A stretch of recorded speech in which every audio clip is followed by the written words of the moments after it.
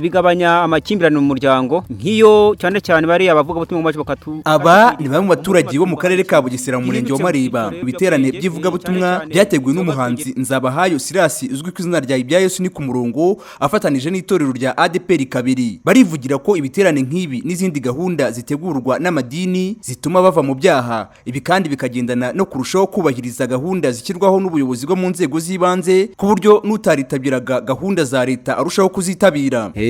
Cyane yenda umuntu akaba yanywaga ibiyobyabwenge akagenda kwihana kabireka ibintu bikagenda neza. Buri hari byinshi byagabanya nyine y'umuntu natwe kubera ko tuba dutuye hafi y'isatere hari ukuntu umuntu aba agenda akihaza ibiyobyabwenge ariko iyo haje bakatubwiriza tugafashwa tujya hariya mu rusengero tukihana tukayoboka dini yacu tukagenda tugasenga. Ariko ijambo ry'Imana rirabayobora neza ugasanga abantu barihanye umuntu akaza agahagarara imbere ati nakoze ibi byaha tukamusengera kandi koko akihana. Ubundi iyobokamana biva ku ijambo kuyoboka rero uyoboka Imana. Ni ukuvuga ngo icyo bigabanya amakimbirane mu muryango nk'iyo cyane cyane bari abavugabutumwa mu bakatubwiriza mu mutima twumva hari ikintu gihindutsemo. Bityo rero tukirinda kuba twanywa ibiyobyabwenge cyane cyane inzoga twegereye utubari ndetse n'uburaya niko kunywa itabi bikaba byavaho nicyo giterane kivuga.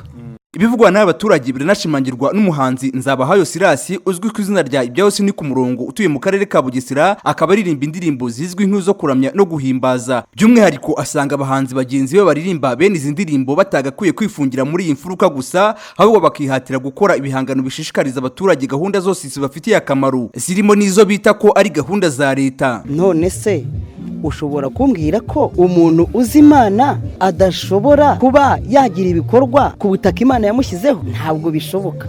Uwo nguwe yaba arimo arabeshya cyane. Ni ukuvuga ngo twebwe ubutumwa dutanga turabutanga buri iyo umuntu yakiriye agakiza byanze bikunze ntabwo ajya arushya leta. Nicyo biba bisobanuye ubundi abagomba kumvira abagomba kubaha kandi abagomba gushyira mu bikorwa ibyasabwa n'ubuyobozi byanze bikunze kuko muri ubwo buyobozi ni mwari kandi na Yesu yavanga ibyo. Kubwa Bishop Uwubugingo Leonilla umushumba w'itorero Lion Mountain Church asanga umuvugabutumwa cyangwa umuyobozi w'idini runaka ubwira abayoboke ko gahunda z'amadini zitabangikana na gahunda za leta uwo ngo ari umuyobe. Ari nayo mpamvu kwigisha abayoboke kwakira agakiza no kureka ibyaha bigomba kugendana no kubashishikariza kubahiriza gahunda za leta na cyane ko aribo ziba zifitiye akamaro. Niba umuntu ashobora kuyobora abantu barenze umwe babiri batatu bane batanu kuzamura akamubwira ngo ntafate mitiweli de sante icyo ni ubuyobe n'ubundi mu ntego yacu ni ukwigisha abantu kwakira agakiza no kureka ibyaha. Twebwe rero n'ubundi turabafatanya bikorwa n'inzego bwite za leta